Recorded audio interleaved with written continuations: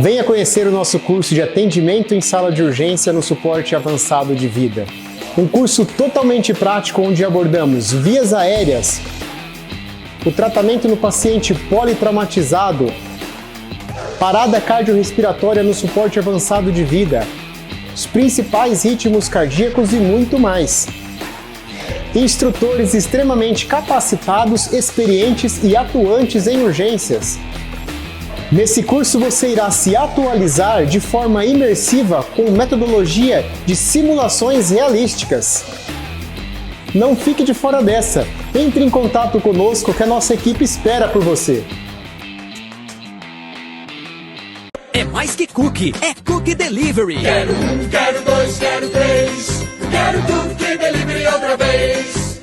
Maior, mais fofinho e muito recheado. De tarde, de manhã e até no feriado. Cookie Delivery. Quero um, quero dois, quero três. Quero Cookie Delivery outra vez. Cookie Delivery é mais que cookie, é Cookie Delivery.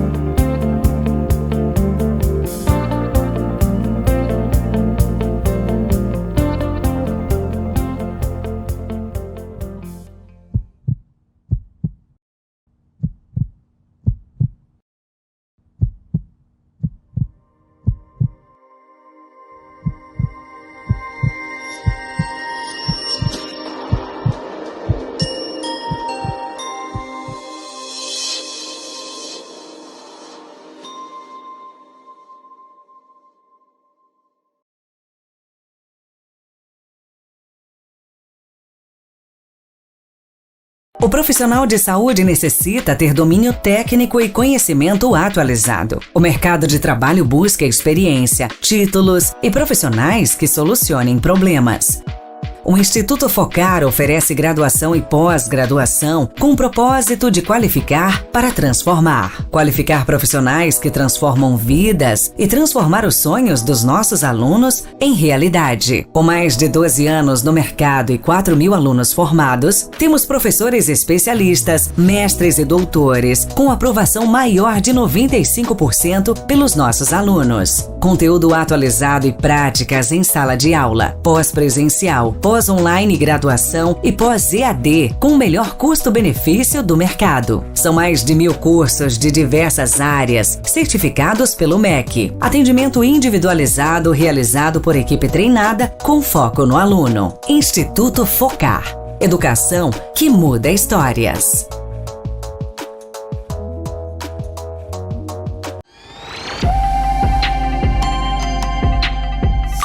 Fala, Enfers, tudo bem? Quarta-feira, novamente episódio novo aqui no podcast Fala Enfers, e hoje o episódio está incrível, hein, Enfers? Então, primeiramente, muito obrigado por estar aqui novamente nos acompanhando, e lembrando, hein, Enfers, se inscreva no nosso canal, não esqueça de curtir, compartilhar, chama também seus colegas de plantão e vamos juntos descobrir uma enfermagem de possibilidades, ou seja, uma enfermagem além das paredes dos hospitais. Então, o podcast do Fala Enfers tem esse objetivo, inspirar você a fazer uma enfermagem avançada, que já é uma realidade, só basta você tomar posse disso, hein, Enfers? E é o seguinte, hoje temos a presença do Danilo, gerente de enfermagem do Hospital da Unimed, que tem aí uma carreira sensacional na área. A gente vai descobrir um pouquinho sobre gestão. Então, você que tem dificuldade em gerenciar a sua equipe, de posicionamento de liderança, ou você que gosta e pretende, né, assumir um cargo de liderança, esse aqui é o episódio feito para você, Enfers. Então, vamos interagir, hein? Danilo, boa tarde, bom dia, primeiramente, né? Bom dia, seja muito bem-vindo, muito obrigado por ter aceitado este convite de participar aqui do podcast do Fala Enfers, e é uma honra ter sua presença aqui. Bom dia, não, a honra é minha, né, de estar podendo participar aí desses episódios, então, ser parte desses episódios que você vem aí lançando, né, com pessoas importantes aí que influenciam na enfermagem. Então, a honra é minha de estar aqui. Muito obrigado. E Enfers, vamos lá. Lembrando que episódio novo combina com o quê? Com cookie, hein, Enfers? Então, não esqueça de fazer seu pedido na Cookie Delivery. Então, usa nosso cupom FALAENFERS e adquira já o seu cookie. A gente já tem o nosso aqui com a gente, hein? Danilo, antes, né, muito se fala, né, do gerente de enfermagem Danilo, do líder Danilo, do enfermeiro Danilo, mas quem é a pessoa Danilo, né? Como que foi a sua entrada para esse universo da enfermagem? Bom, primeiro eu não sou paulista, né? Eu não sou de Ribeirão Preto, eu sou de Minas, minha cidade é Itaú de Minas. Eu me formei numa cidade vizinha, que é Passos, né? E é até interessante que inicialmente a enfermagem não era minha primeira escolha, né? Eu queria fazer farmácia. E aí, pelo destino, falei assim, aí eu sempre gostei de gente, né, de cuidar da minha família, dessa proximidade. Falei assim, não, eu vou arriscar a enfermagem, né. E aí passei no processo seletivo, né, no vestibular, e iniciei esse processo e eu digo que eu me encontrei, né, eu acho que nem se eu tivesse escolhido tinha dado tanto certo como deu essa escolha. E a enfermagem, eu falo que, logicamente, a gente tem que fazer as nossas ações para as coisas aparecerem, mas eu tive muitas oportunidades, né? As oportunidades foram aparecendo e eu consegui ir aproveitando-las, né?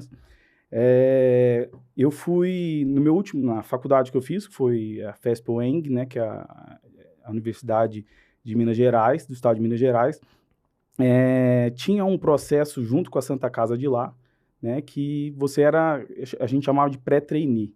No seu último ano de faculdade, você ia para a prática e você virava um colaborador mesmo da Santa Casa. E aí eu tive a oportunidade de passar nesse processo, então eu virei um pré-trainee na época, e a Santa Casa, não sei se você conhece, Santa Casa de Passos é uma Santa Casa bem renomada, né? Ela tem acreditações internacional, tem a ONA, então todas as certificações eles já passaram por isso, e é uma filantropia, né? Então, nesse ano, como funcionava esse processo? A gente ficava 6 meses, né? Ficávamos lá como técnico de enfermagem. Então, a gente assumia toda a parte técnica. Então, a gente assumia paciente, fazia os cuidados, os procedimentos de enfermagem, né? Que cabiam ao técnico. E nesse período, a gente aprendia a parte prática mesmo. E nos últimos 6 meses, você voltava por esses mesmos setores, né, e aprendia aí a parte de enfermagem mesmo, de ser enfermeiro. Então, você assumia o setor como enfermeiro, o setor que antes você tinha passado como técnico.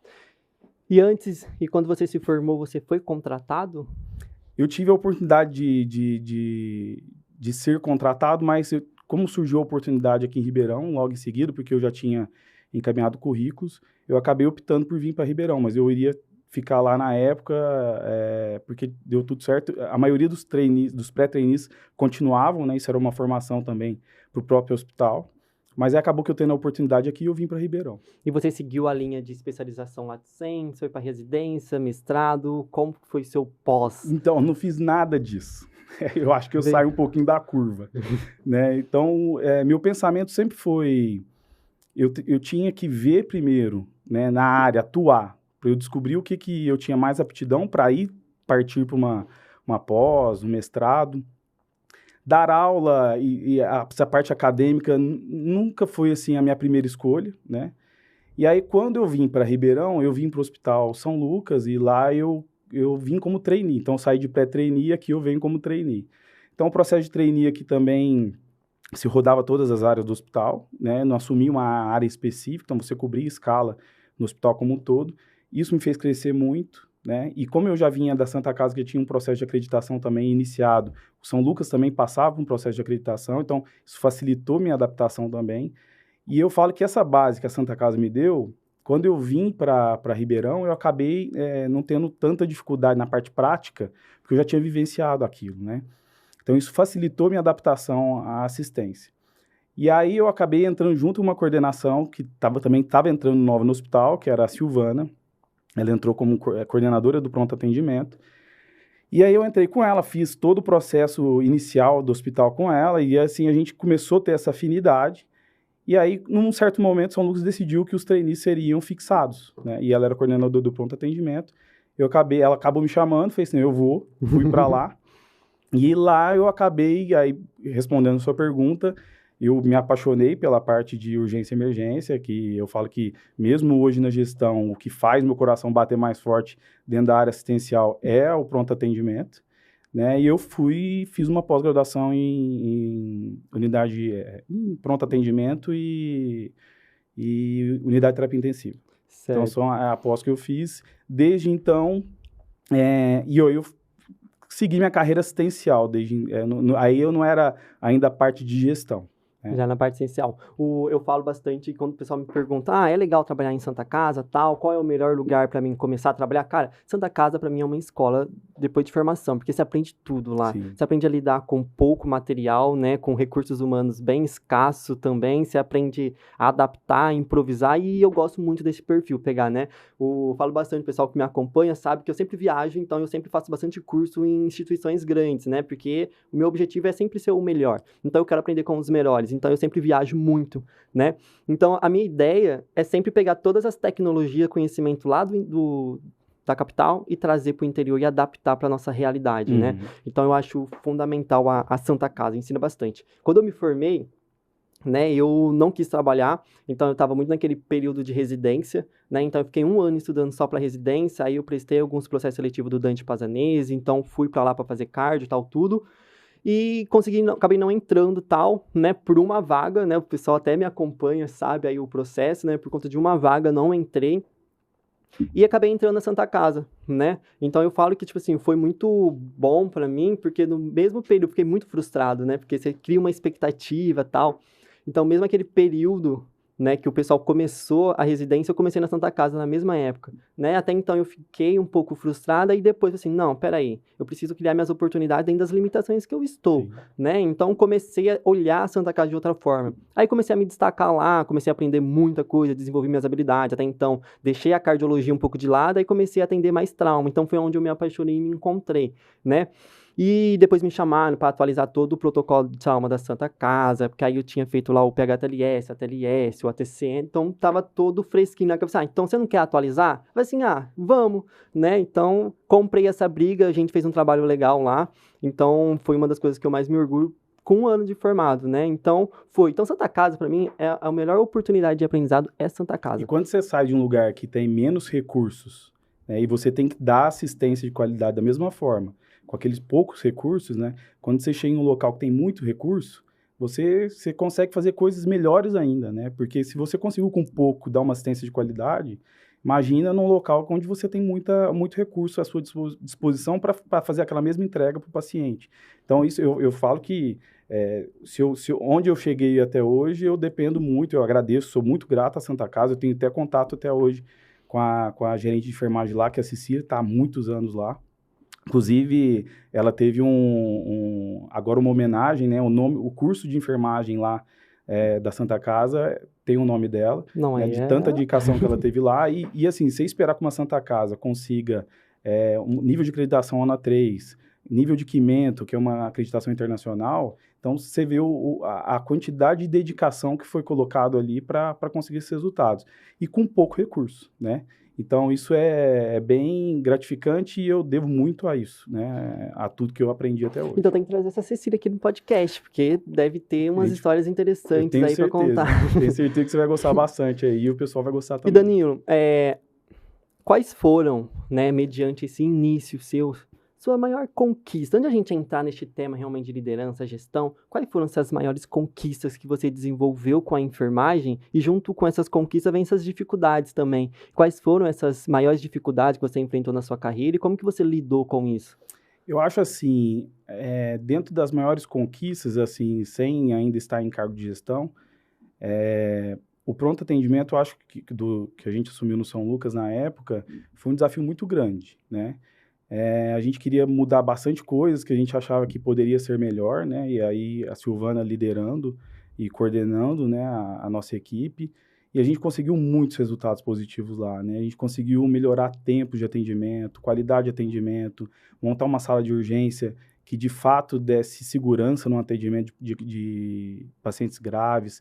Então, eu acho que essa reestruturação no início da minha carreira ali foi uma coisa que chamou muita atenção.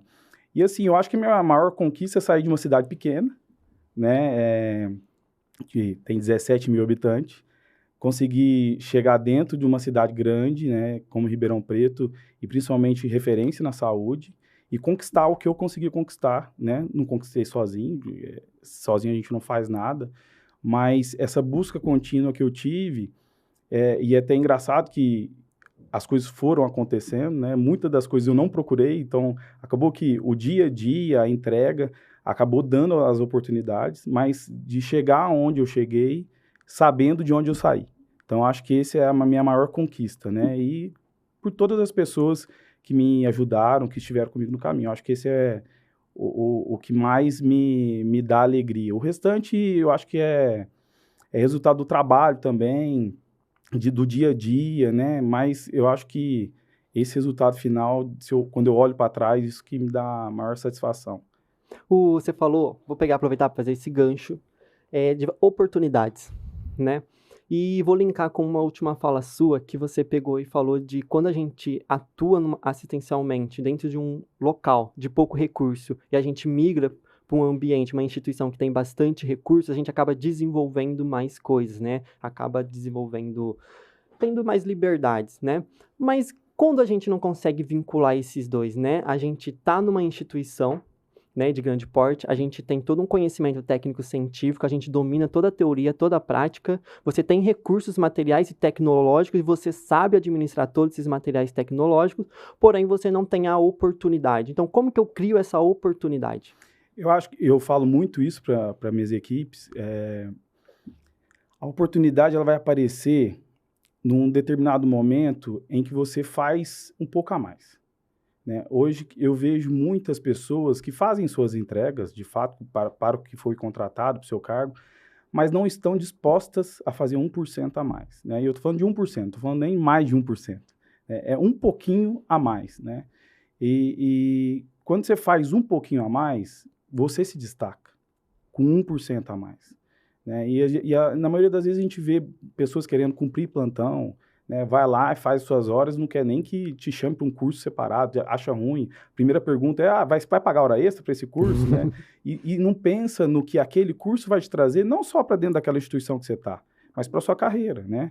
Então, ao invés de pensar primeiramente, nossa, o que esse curso pode trazer para mim? O que eu posso me desenvolver com ele? Se apega a essas coisas que, na minha opinião, né, teriam que ser secundárias. Né? Então, esse 1%, e até um exemplo, né, que eu acho que eu consegui alguma coisa, quando eu fui, a oportunidade que a gente estava falando que eu tive, quando eu fui para o pronto atendimento, né, eu fui como enfermeiro de 6 horas, fazia meu plantão lá de 6 horas, e acabei entrando em outro hospital em Ribeirão, e eu estava em 2 empregos nessa época, e aí surgiu uma oportunidade de assumir o time de medicamentos, né, de cuidados com medicamentos no hospital. E aí ninguém queria. Chamou os enfermeiros lá, quem quer, coisa e tal, ninguém quer, falou assim, não, eu vou. Né? E naquele momento, eu me debrucei em cima disso. E me debrucei no horário que eu estava na minha casa, não era na hora que eu estava no hospital. Né? Então, fui pesquisar ferramentas que eu poderia utilizar, qual forma que eu poderia utilizar para aquilo alavancar, para a gente, de fato, ter uma notificação adequada, não subnotificação de falha de medicamento. E aí, não só propriamente dito na administração, mas se é o medicamento certo, se a data de validade está adequada, se foi uma prescrição estava adequada, né? Então, eu falei assim, como que eu vou fazer isso? Né? E aí, agrupei algumas pessoas comigo, falei assim, não, me ajuda nesse processo, né? Eu preciso só que você faça auditoria. Aí, eu criei um documento simples de notificação específica para erro de medicamento, e fui atrás de uma ferramenta de qualidade para me dar suporte na avaliação desses eventos. Né? E aí eu utilizei a matriz Gucci, né?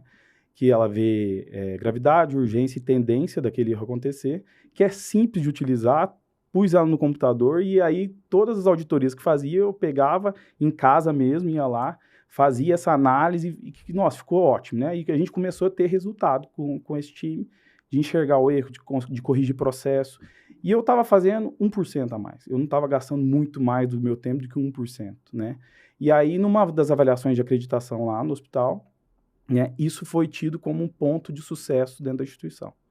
Então, não era minha ambição isso, minha ambição era aprender, né? E com isso, a oportunidade surgiu. Então, isso me deu notoriedade no hospital, porque eu que coordenava aquele grupo, eu que tinha assumido aquele grupo, né?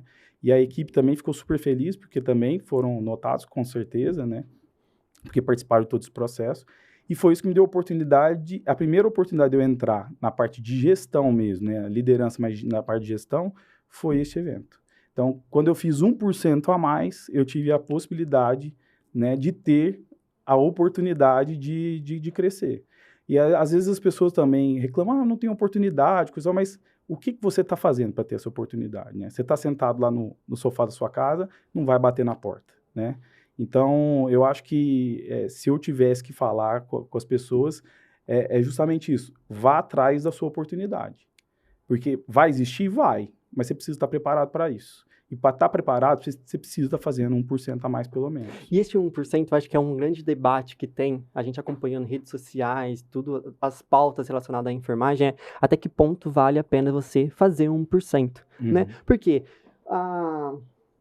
hoje é uma coisa que eu sempre falo nas minhas redes sociais por gostar de tecnologia, então eu sempre tive contato com profissionais, né, e procedimentos avançados. Então, a gente entende que hoje a prática de enfermagem ela já é uma prática avançada, né, e que basta os enfermeiros se posicionarem para isso, né? Mas aí a gente encontra, por exemplo, gestores, líderes tal, que não estão familiarizados com isso. Então, até que ponto vale a pena eu fazer 1% a mais, né? Porque se eu fizer esse 1% numa equipe errada, eu vou ser cortado, né? Então, eu vou ser tido como ameaça, ou eu vou ser visto como o enfermeiro transgressor, né, que tá ali para se aparecer, mandar, né, porque, tipo assim, na faculdade a gente lida bastante com isso, né, acho que os professores colocam muito medo na gente. Nossa, quando você for pro seu primeiro plantão, você tem que respeitar os técnicos de enfermagem, porque eles podem se juntar e mandar você embora. Os técnicos de enfermagem vão fazer isso, os profissionais antigos, seja enfermeiro e tal, eles vão te limitar, não limitar de uma forma,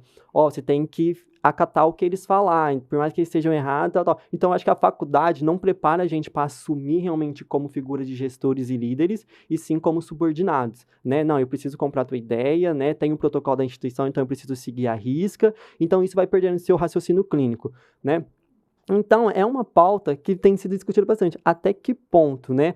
Porque o pessoal fala da valorização, né? E quando se fala da valorização, o pessoal fala da valorização salarial. Eu já venho ao contramão. Para mim, a nossa valorização ela só vai vir quando a gente se posicionar sobre o nosso conhecimento, ou seja, a gente ser valorizado e escutado.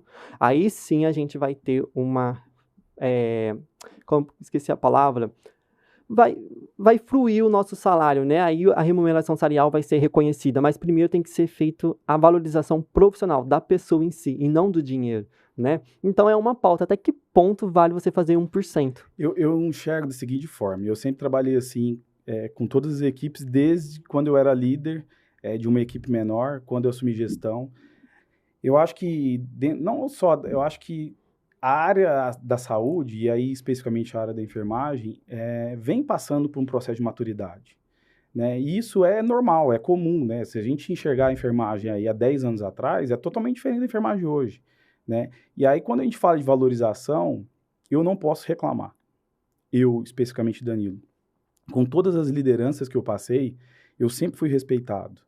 E respeitar na seguinte forma, como que eu consigo respeito, né? E você mesmo colocou essa questão de, como que eu consigo colocar minha opinião, como que eu consigo usar o meu conhecimento técnico-científico dentro da área que eu estou trabalhando, né? O que a gente se depara bastante na área de atuação é que às vezes as pessoas não utilizam de argumentos, né? Elas querem só, não concordo com isso. E uma coisa que eu converso muito com a minha equipe de liderança eu não tenho problema algum de mudar o caminho para chegar no objetivo. Nenhum. Desde que o objetivo não mude. Então, a segurança do paciente é o objetivo? Nós desenhamos esse processo aqui para chegar nesse objetivo. Esse processo está difícil lá na ponta, está difícil de ser executado, existe uma possibilidade melhor para fazer? Não tem problema nenhum em mudar esse caminho, né? Mas o objetivo não pode mudar.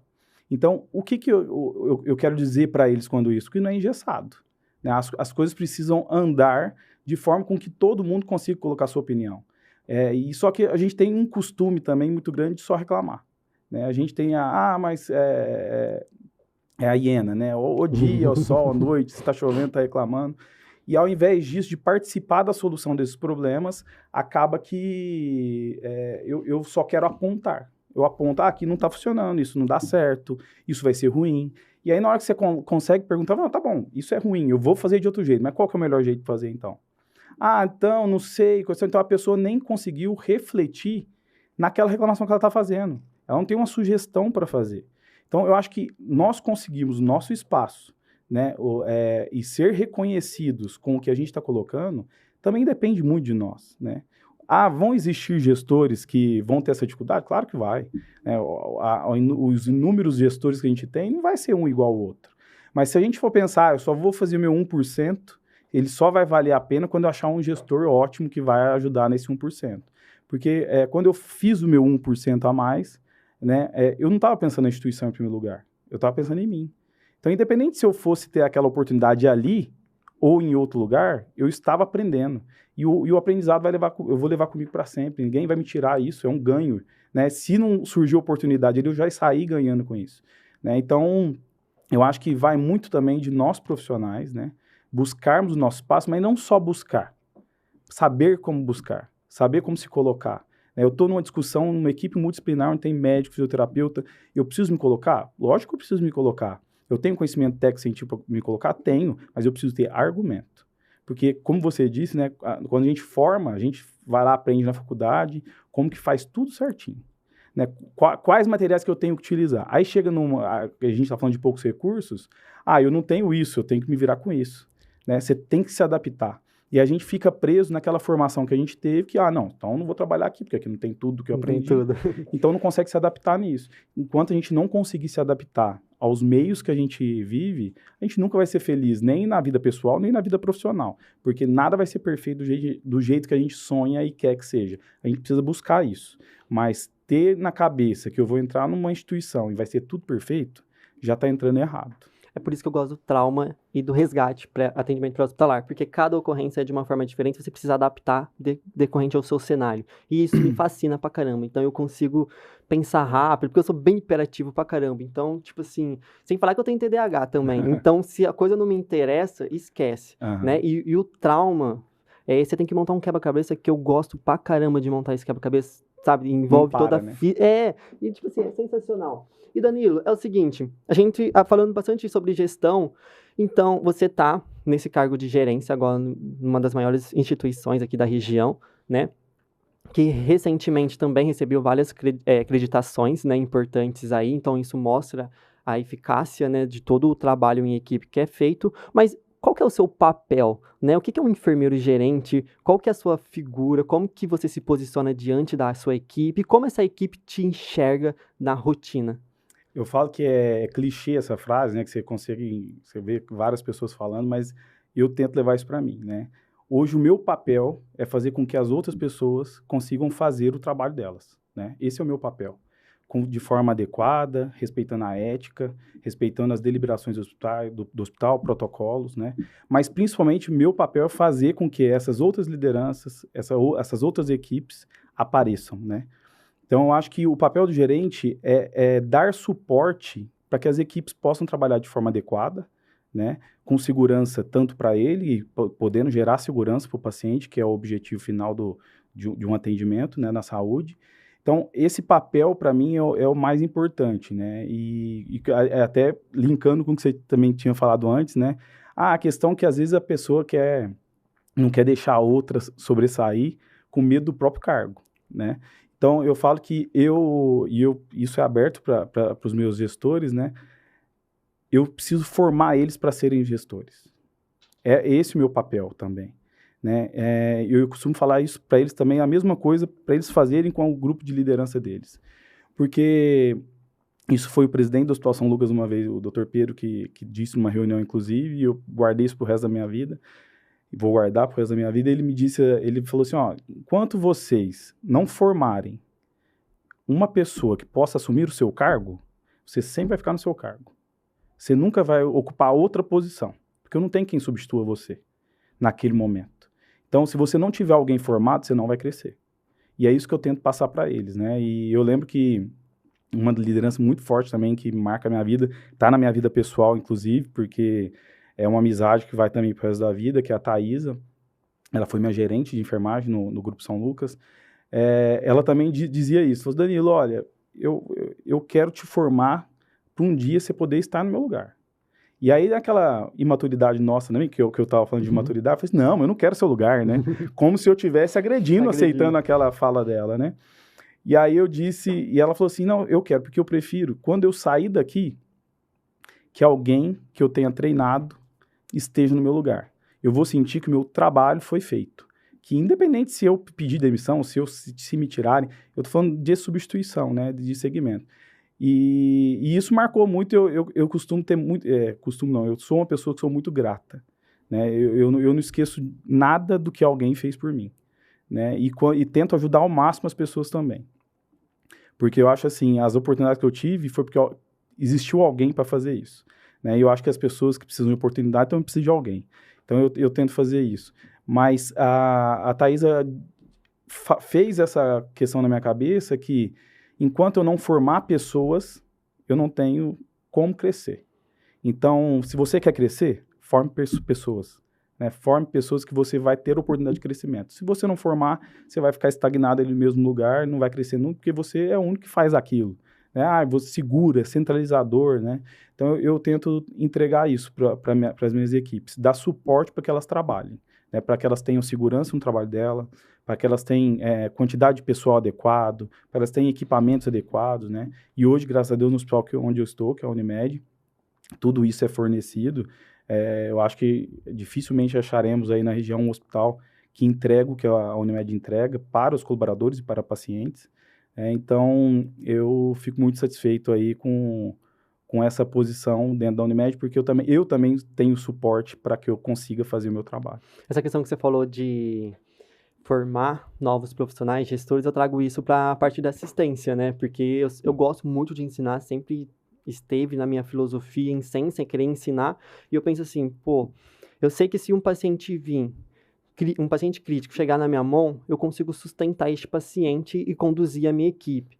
Mas e se for eu o paciente? Será que a minha equipe vai estar bem treinada para me atender? Então, eu procuro o máximo possível ensinar todo mundo. Eu gosto muito, desde o técnico de enfermagem, a ver o eletro, a interpretar de formas as alterações, sem dar o diagnóstico, enfim. Então, eu acho importante a gente ensinar, porque às vezes você pode ser o paciente, então a gente não pode ser o retentor ali de conhecimento, então tem que distribuir. Cada oportunidade, o atendimento nosso amanhã é responsabilidade nossa hoje, né? É nossa hoje.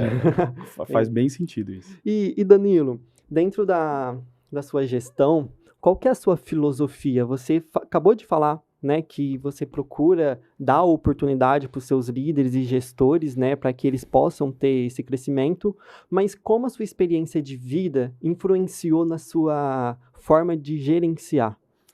Eu falo assim, que eu sempre fui criado pelos meus pais, pela minha família, bem de forma aberta, né, esclarecida, dentro dos ensinamentos deles de propósito, de caráter. Então, isso eu acho que foi a base da minha formação, né? E as pessoas, eu falo isso, né? A minha gestão, minha forma de fazer gestão hoje é uma junção de várias pessoas, de várias formas de fazer gestão que eu fui encontrando durante o meu caminho, né? Então, eu acabei tentando centralizar nisso. Tem duas coisas que eu falo sempre isso para eles, para os enfermeiros, para os coordenadores que eu tenho contato no dia a dia, no hospital, para a equipe técnica, para o médico, para a diretoria. Eu trabalho com duas questões, né? E eu até costumo brincar, falo assim, olha, ninguém precisa gostar de mim. Esse não é o meu objetivo de gestão, né? Que gostem de mim. Se gostar, melhor ainda, né? Mas esse não é o objetivo. E eu falo que eu trabalho com duas questões. Uma é justiça, outra é confiança, né? Não precisa gostar de mim, mas tem que confiar em mim, né? Se está na minha equipe, tem que confiar em mim, porque eu estou confiando na pessoa, né? E a segunda é justiça. O que eu faço para um, tem que fazer para o outro. Né? Eu não olho, aconteceu um evento, eu trato de uma forma dependendo de quem é. Comigo não funciona assim. Né? Então, eu acho que se a gente conseguir trabalhar com essas duas formas de trabalho, que é pautadas tanto na confiança e na justiça, é muito difícil você errar. É muito difícil você falar assim, você pode até encontrar pessoas que discordem da sua opinião, mas não porque você foi injusto, né? E eu também sempre deixei claro, minha decisão não vai ser tomada não é que não pode ser mudada, ela pode ser mudada, desde que os argumentos sejam adequados para que eu mude de opinião também, né? Então, é uma troca. Então, essas duas coisas que eu tento pautar. E eu falo assim, um ponto forte, e eu aprendi isso também, né, durante a vida, porque, como a Thaisa lá no início falou assim, então, vou te treinar para ser o meu substituto, e isso mexeu comigo. Eu falei, não, mas eu não quero ser seu substituto. Eu comecei a aprender também com essas pessoas, essas lideranças que passaram na minha vida, que eu preciso me valorizar. Então, assim, eu tenho meus pontos fortes, né? Eu tenho que enxergar nisso, né?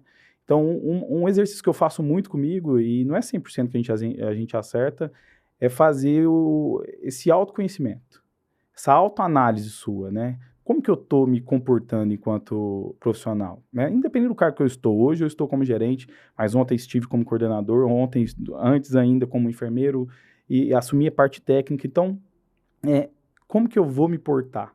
Qual que são as minhas dificuldades, né? Porque, às vezes, a gente recebe vários feedbacks durante aí, o tempo de trabalho, e, às vezes, a gente não dá valor nesses feedbacks porque mexe com o nosso ego, mexe naquele sentimentinho que está guardado lá dentro e que você não quer mexer, né? Que você sabe que existe, mas você quer dar o braço a torcer. Então, se eu sou grosso, a pessoa fala que eu sou grossa, eu nunca não sou grosso. E, no fundo, você sabe que você utilizou de grosseria em algum momento. Então, se você não tiver esse autoconhecimento, né, e pelo menos exercitar ele, vai ser difícil você reconhecer que você tem problemas, né? Quando você for realizar um feedback, quando você for receber um feedback, né? Então, eu tento utilizar dessa forma de gestão pautado nessas duas vertentes, e eu tenho um perfil muito comunicador, né? Então, eu gosto de conversar, eu gosto de falar, eu gosto de interagir com as pessoas, eu tento estar de bom humor, né? Tento levar as coisas difíceis para um lado mais positivo. Então, acho que isso também é uma coisa que facilitou o meu dia a dia na gestão. Porque um dos pontos que eu até vi uma frase esses dias, que a liderança está fadada à dificuldade, ao erro, se não tiver comunicação, se não for pautada na comunicação, se não for pautada na escuta. Então, eu tento ser muito assim, né, aberto para escutar. Não, vamos escutar, vamos discutir esse problema, né? E esse é um ponto positivo que eu tenho, essa parte de comunicação. Então, eu consigo me comunicar bem em todos os âmbitos que eu trabalho. E eu tento fortalecer isso, que eu acho que é um ponto positivo meu, para tentar suprir as coisas que eu ainda tenho de fragilidade que eu preciso melhorar. Então, eu acho que a minha construção enquanto gestor, ligado ao tudo que eu aprendi na minha parte de base familiar, é pautada nisso. Tentar ser o máximo ser justo. Pode ser que eu erre? Posso. Pode ser, porque eu sou ser humano. Então, se eu errar, eu faço as integrações de todos os colaboradores que entram, né? Um dia eu vou lá apresentar o hospital e me apresentar. Então, a primeira coisa que eu falo para eles a porta da minha sala está aberta. Porque é esse acesso que vai fazer com que as coisas aconteçam. Às vezes, aquele negócio está difícil de acontecer, reclamar, fala. Então, meu papel é resolver o problema também, né? Então, essa ligação de comunicação, de estar próximo, também faz com que essas duas vertentes seja vista, né? Independente se eu errei ou não. Eu errei, desculpa, estou voltando atrás, de fato você tem razão, não tem problema nenhum voltar atrás, porque eu preciso confiar, e as pessoas precisam confiar que trabalham comigo. Então, eu acho que essas são as vertentes principais com que eu carreguei e fui construindo ao longo do tempo com as lideranças com que eu tive contato. Legal. Nossa, tem bastante coisa e bastante pontos aqui. Um episódio é muito pouco, né? 50 minutos é muito pouco pra gente conversar sobre tudo que tem que ser conversado. Mas pro pessoal entender, qual que é a sua rotina, né? Você falou que você conversa com todo mundo, a sua porta está sempre aberta, que você acabou de pontuar que o seu papel é resolver problema. Que tipo de problema que chega para o gerente? Eu falo que também foi construção, né? Por isso que eu falo que o 1%, ele vai te levar lá pode ser que não te dê resultado aqui, mas lá na frente você vai utilizar por ele, né? Como eu sou comunicador, eu gosto de falar, né? Quando eu estava em outros hospitais, eu tinha um contingente menor de colaboradores que respondiam para mim. Então, isso, inclusive, foi uma dificuldade que eu tive quando eu fui para a Unimed, né? Eu saí de 200 colaboradores no máximo para 700, 750 hoje, que respondem diretamente para mim, né? E, assim, lá no outro hospital que eu trabalhava, eu tinha muita essa facilidade, porque são menos pessoas, eu conhecia todo mundo pelo nome, né? Hoje eu tenho muita essa dificuldade, porque eu gosto de chamar as pessoas pelo nome. E às vezes o crachá tá virado, eu não vou lembrar, porque já pensou, se eu lembrar 750 pessoas, posso lembrar a fisionomia, mas de nome às vezes eu não consigo, e eu até coloco isso na integração. Gente, se eu não lembrar o nome de vocês, não é porque é muita gente para lembrar. Então, esse acesso a todas as pessoas era muito mais fácil. Minha rotina de trabalho era muito mais tranquila no sentido de ter essa conversa próximo, né, com cada um. Quando eu entrei na Unimed, eu trouxe uma questão que a pandemia também nos ensinou, né, que é um processo que chama Handle, né, que é um processo é um encontro, né, que a gente faz e a gente traz uma ferramenta, na Unimed eu conceito de uma forma, traz essa ferramenta para que a gente consiga trocar informações. Então, uma das coisas que eu falei quando eu entrei na Unimed, eu preciso saber das coisas que acontecem no hospital para eu conseguir resolver e ajudar a resolver. Só que é muito grande, né? E quando eu cheguei lá, eu sentia, e funcionava muito bem já o trabalho lá, mas eu sentia que cada um funcionava na sua ilha, né? Então, tinha a ilha do centro cirúrgico, funcionava excelentemente bem. A do pronto atendimento, a mesma coisa, a UTI, a mesma coisa, só que era muito distante, né, esses setores um do outro. E aí, no meu primeiro mês lá, eu instituí o Handle, né? Então, esse Handle, ele era diário, então, todos os dias, às 10 horas, todos os gestores desciam lá para a sala de reuniões, com todos os dados do setor, tanto do que aconteceu nas últimas 24 horas, como o que ia previsionar para as próximas 24. Se eu teria lei de UTI, como estaria o centro cirúrgico de movimento, pronto atendimento, como que está. Então, a gente pegava, fazia um resumão de tudo, né? Eu tenho colaboradores para hoje, vou precisar acionar outra escala. Então, tudo isso era discutido naquele local. Qual que foi o incidente que aconteceu? O que eu fiz com aquele incidente? E isso acabou que foi unindo as pessoas mais. Então, essas ilhas foram se aproximando. Uma foi enxergando que a outra tinha também o mesmo problema, às vezes, que uma tinha, e a solução, às vezes, de um poderia colaborar com o outro. Então, isso... E eu reclamava, às vezes, da ilha do centro cirúrgico, o centro cirúrgico reclamava da ilha da UTI, mas eles não se enxergavam. E isso fez eles se enxergarem. E isso facilitou também a minha atuação no dia a dia. Porque hoje os problemas são apresentados nessa reunião e, em conjunto, a gente tenta solucionar. Então, quais problemas acontecem? É problema de processo. Olha, aquele processo que a gente tinha desenhado não está funcionando. A medicação não está chegando no horário. O carrinho beira-leito não está funcionando que a gente está implantando. Vamos discutir uma infecção que aconteceu para ver se tem oportunidade de melhoria.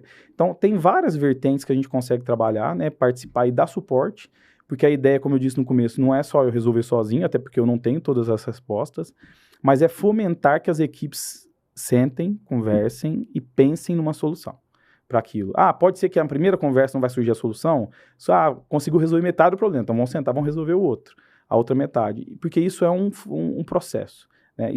Entram pessoas novas todos os dias, então você tem que adequar ela àquele processo, né? Então, a forma do handle assistencial, e hoje eu já migrei, porque hoje já não existe mais essa necessidade de ser diariamente, então hoje a gente faz segunda, quarta e sexta, e aí a gente migrou também, porque antes era só com os coordenadores, hoje na segunda e na sexta eu faço com os coordenadores, e na quarta-feira eu faço com as lideranças. Então, os coordenadores ficam no setor, as lideranças vêm para fazer o handle comigo. É uma forma de se aproximar. A outra parte é a integração, para quem está chegando me conhecer e saber que tem a abertura para falar comigo quando precisar, e isso eu já deixo claro para os meus gestores, porque tinha muito disso, né?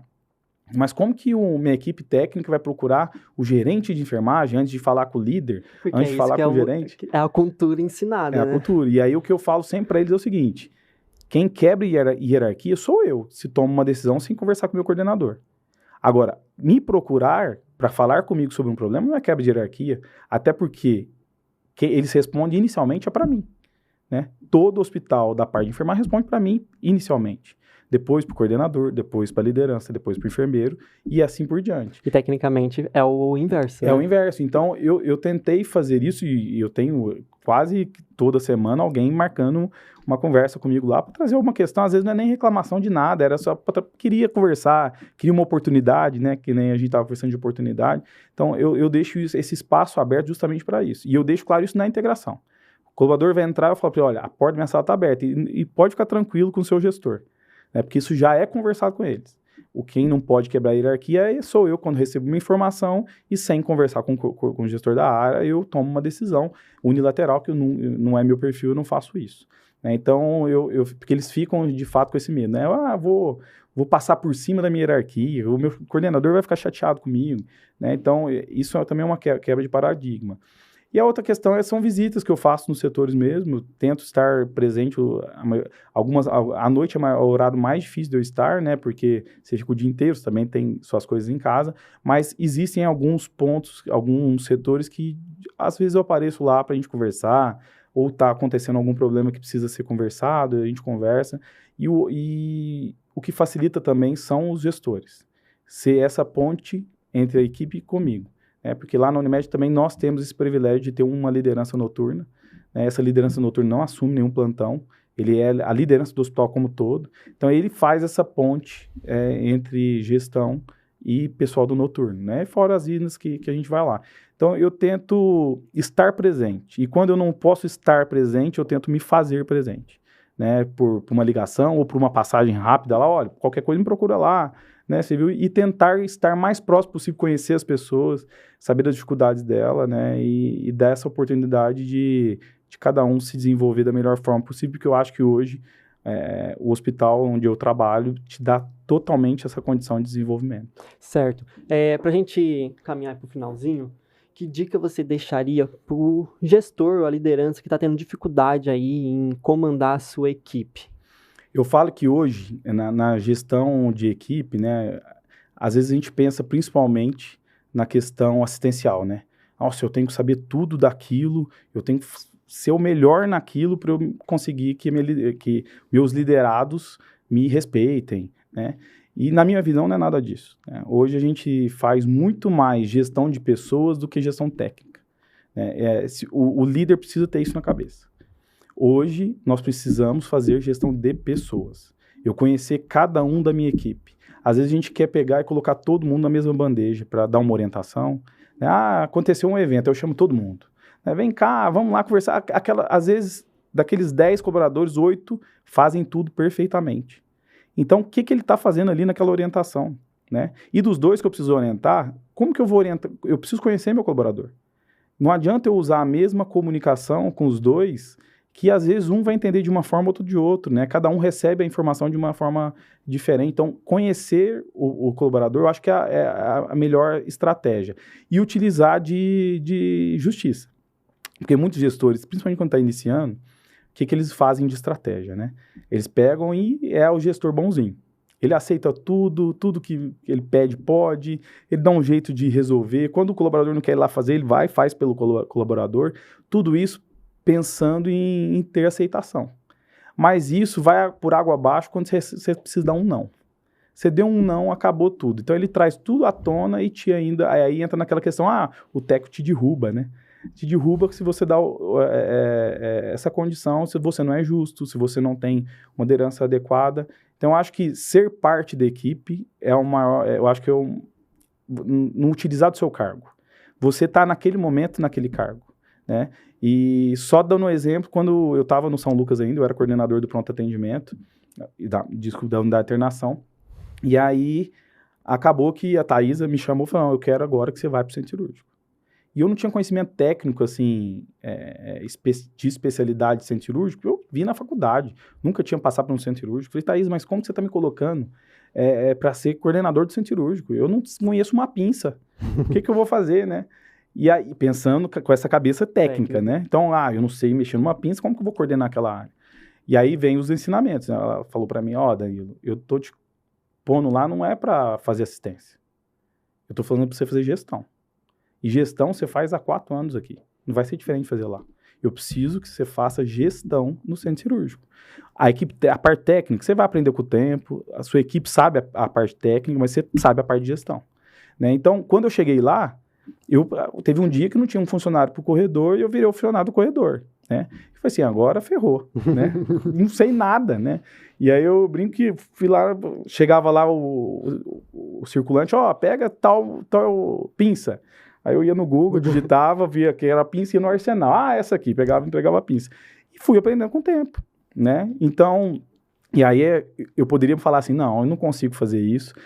Tira alguém que saiba, fica no corredor e eu não vou aprender nada, né? Então, eu acho que fazer gestão, ter facilidade é uma palavra difícil com gestão, nada é fácil, mas ter essa maior tranquilidade de gerir uma equipe está muito relacionada à questão de você fazer parte da equipe. Se você se pôr acima da equipe, porque você está num cargo de hierarquia maior somente, né, no cargo, você não vai ter sua equipe. E você utilizando de justiça na sua tomada de decisão, você tendo confiança da sua equipe, você estando junto com ela, tá precisando disso, tá aqui, não é porque eu sou gerente, né? Eu passei na pandemia, eu gerenciei o hospital o Ribeirânia na pandemia inteira, né? Então, com dificuldade, não tinha colaborador. Então, quantas vezes eu peguei poltrona nas costas e vou lá montar uma unidade de terapia, um quarto, sem problema nenhum. Isso é estar com a equipe, fazer parte da equipe. Então, se você quer gerenciar uma equipe, a primeira coisa, você precisa fazer parte dessa equipe. Você nunca vai gerenciar uma equipe que você se coloca acima dela, que você não vai ter resultado. Certo.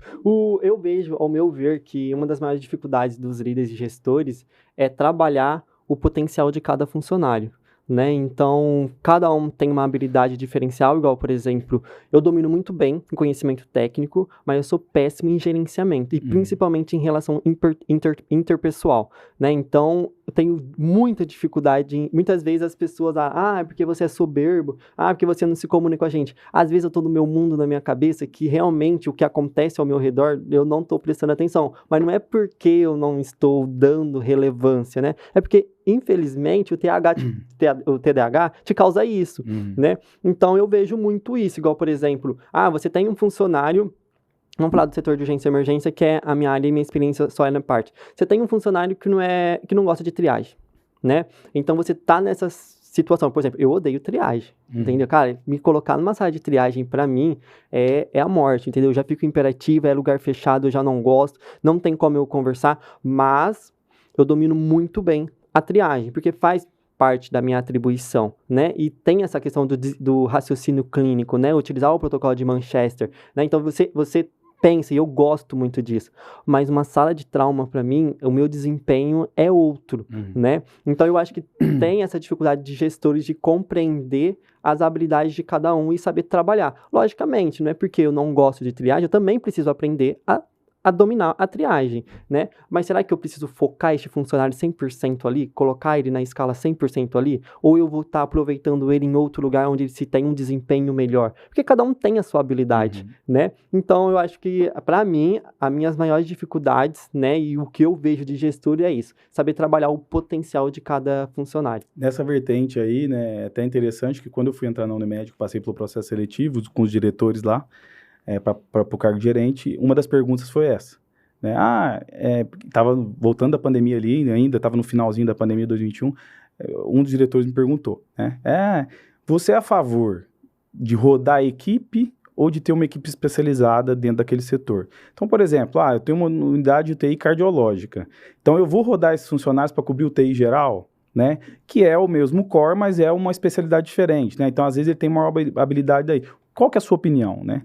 Foi assim, me colocou no tiro, no fogo cruzado, né? E eu tava fazendo entrevista para entrar. Foi assim, o que será que ele quer escutar de mim, né? E aí eu trouxe, eu concordo no sentido que a gente tem que enxergar as aptidões de cada pessoa, o que ele faz, se desempenha melhor. Mas às vezes, se essa pessoa quiser buscar coisas maiores, ela precisa sair da zona de conforto. Porque às vezes, para mim também, pronto atendimento era minha zona de conforto. Eu dominava depois de 4, 5 anos lá, saí de enfermeiro para enfermeiro de 8 horas, virei coordenador do pronto atendimento, aquilo era a minha vida. Se precisasse, eu ficava até meia-noite todos os dias, porque eu gostava daquilo, gostava de vivenciar aquilo. Quando surgiu, a Thaisa me chamou, você vai mudar, antes de ir para o centro cirúrgico, você vai para a unidade de internação. Eu falei, Thaisa, não é o lugar que você vai tirar de mim o máximo, porque eu gosto disso, dessa rotina, coisa e tal. Só que ela enxergava coisas que eu precisava desenvolver, né? E a minha zona de conforto era ali. Eu dominava aquilo, né? Então, se perguntava de cima a baixo, sabia tudo, fazia tudo ali, né? Quando eu vou para o pronto atendimento, para a unidade de internação, eu modifico, só que ela me trouxe, eu estou te levando para lá porque eu preciso desse perfil que você tem para entregar isso lá naquele setor. Isso me gerou desconforto o tempo inteiro, né? Quando eu vou para o centro cirúrgico, me gera desconforto o tempo inteiro. Na unidade de internação, eu coordenei a unidade de transplante de medula óssea de lá. Não sabia nada disso, tive que estudar, tive que buscar para aprender, inclusive fazer o transplante. Então, se eu não tivesse saído da minha zona de conforto, eu não estaria no cargo de gerente de enfermagem hoje. Então, eu acho assim, às vezes é mais cômodo para a gente, e lógico que, como eu disse, precisa haver o equilíbrio, né? Então, se eu tenho uma aptidão maior naquilo, é fato que a gente tem que indicar a pessoa para fazer aquilo que ela melhor faz.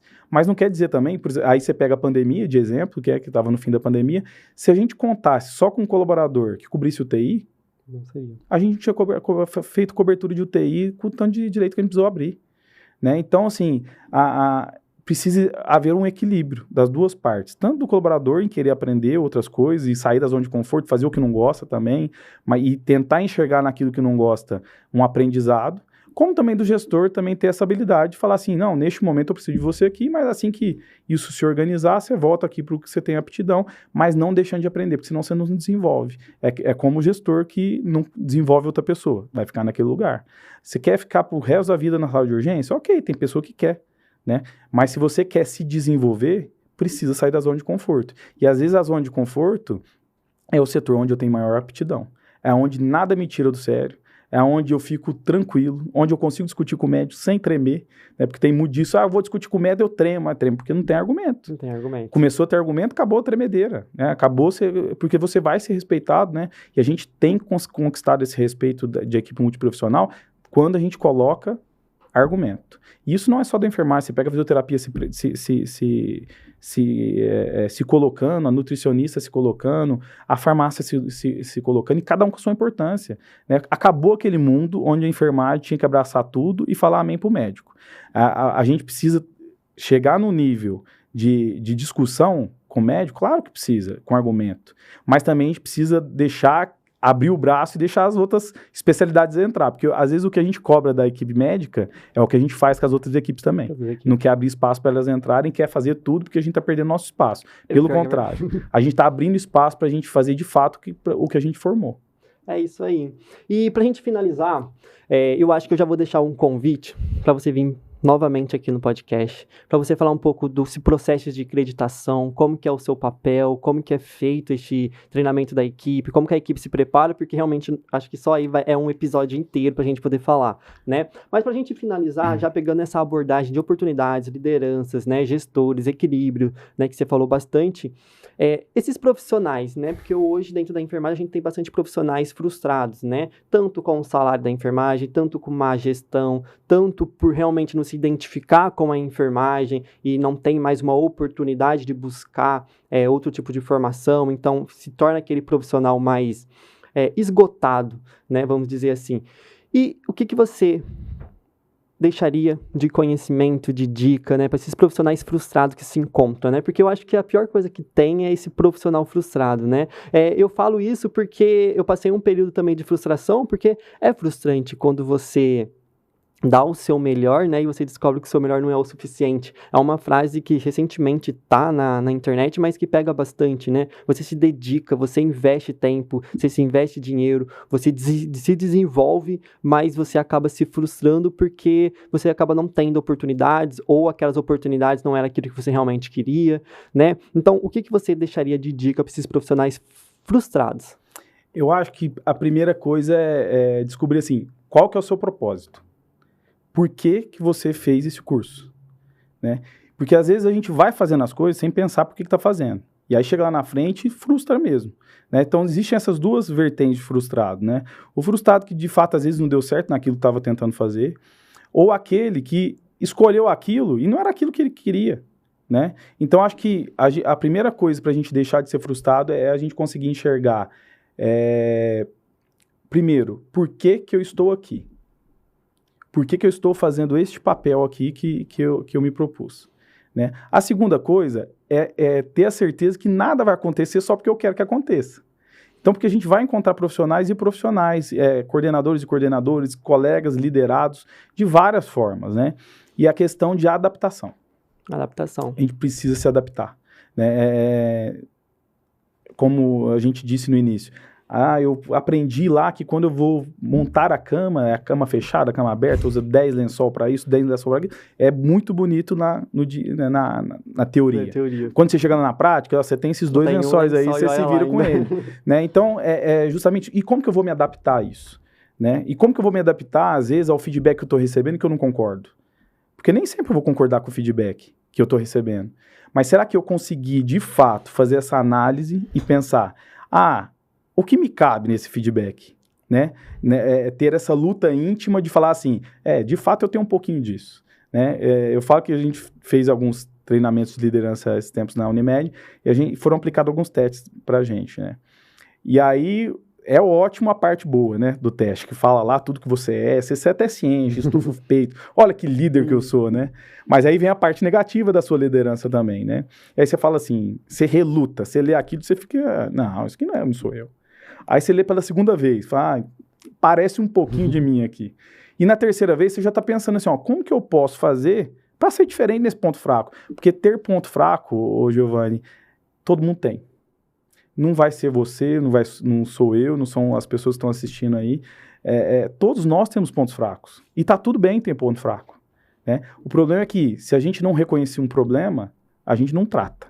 Se eu não descubro uma hipertensão, eu não começo a fazer remédio, não começo a fazer exercício, continuo lá sofrendo as consequências da hipertensão sem saber disso. Né? Agora, quando eu recebo um feedback e falo assim, nossa, estão me enxergando assim. Ou eu não estou me colocando de forma adequada, ou de fato tem alguma razão nisso, né? E o que eu vou fazer para melhorar isso? Se eu não reconhecer que isso é um problema para mim, eu nunca vou mudar isso, né? Eu nunca vou me adaptar, eu sempre vou colocar a culpa no outro.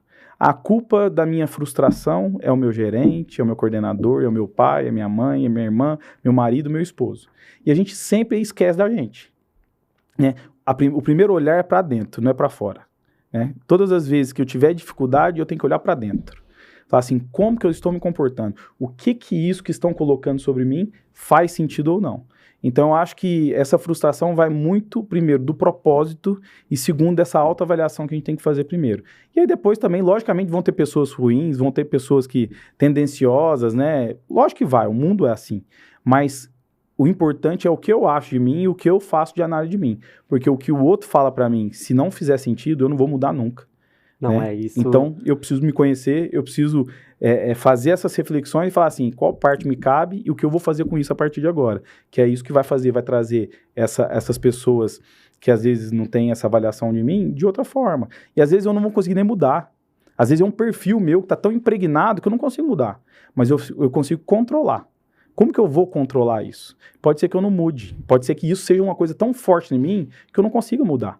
Mas é uma coisa que eu consigo controlar. Então, como que eu vou controlar isso? Quais serão as ferramentas que eu vou utilizar para quando eu tiver esses estímulos no meu dia a dia de trabalho, eu consiga segurar isso, prender lá dentro e não colocar para fora e refletir depois, para continuar tendo essa segurança. Só tem uma coisa a dizer. Enfers, agora, a partir de toda quarta-feira, a gente vai ter um quadro aqui, Momento Coach, com o Danilo. Vem essa. Eu acho que a essência do episódio de hoje, acho que você entregou, acho que tudo que todo mundo precisava ouvir, né? Tanto colaborador, tanto gerência. Então, é muito pouco tempo que a gente tem, né? 1 hora a gente acha que é muito, mas é pouco tempo a gente desenvolver. Tecnicamente, do roteiro, acho que eu mandei 10 perguntas, eu fiz 3, porque a gente vai linkando outras coisas, né? E isso que é o legal. Danilo, muito obrigado mesmo por ter aceitado o convite novamente, tá? Enfers, pra você ter noção, o Danilo, eu convidei ele no 3º episódio. A gente já tá gravando o 20º episódio, tá? Tivemos problemas de agenda, de pessoal também. Então, deu certo. Mas muito obrigado mesmo por ter disponibilizado o seu tempo. Agradeço muito aí. E Enfers, é o seguinte, vou deixar a palavra final com você. Se quiser se despedir, falar um tchau aí pro pessoal. Redes sociais. Sim. Você é bem ativo no LinkedIn. Bem ativo, gosto de postar coisas lá, de ter essa conversa de liderança, mas voltada para esse autoconhecimento, que eu acho que é uma coisa bem importante também, porque se a gente não se conhecer, esquece, as outras coisas não vão dar certo. Eu gostaria de agradecer ao Giovanni primeiro pelo convite, né, de estar aqui, e graças a Deus que bom que deu certo de estar aqui, né. Sim, se precisar a gente volta, tem outras pessoas que a gente estava conversando antes aqui nos bastidores, que eu acho que seria muito interessante vir aqui, que tem muito a agregar. E esse espaço que a gente tem aqui, né, de falar, de escutar pessoas querendo falar de várias situações da enfermagem, várias oportunidades que a enfermagem tem, eu acho que isso é um dos passos para o amadurecimento da enfermagem. né? Quanto mais conhecimento a gente busca, quanto mais a gente escuta a experiência do outro, isso traz aprendizado para a mudança nossa íntima também, nessa questão de amadurecimento. Quanto mais maduros nós formos, as instituições que a gente trabalhar será mais madura, as nossas equipes também. Muito obrigado. É isso aí. Danilo, fica então uma lembrancinha da Estética Bio, uma das nossas patrocinadores. Espero que você ganhe. Obrigado. E Enfers, é o seguinte, é isso aí. Então, muito obrigado por mais uma vez você estar aqui com a gente. Então, até a próxima quarta-feira, às 9 horas, com o nosso encontro marcado semanal. Lembrando que você, que tem interesse em entrar aí para o universo da área da enfermagem, a ITEC, o Instituto Crescer Mais, tá? Abrir as inscrições agora para o curso técnico de enfermagem Sertãozinho, Pontal, Franca e Ribeirão Preto. Então, você que tem interesse em fazer o curso técnico de enfermagem, entre em contato, tem o QR Code aqui na tela. E é isso aí. Quem sabe você tenha aula comigo. Danilo, muito obrigado, pessoal. Não esqueça de seguir, se inscreva no canal e até a próxima. Tchau, tchau.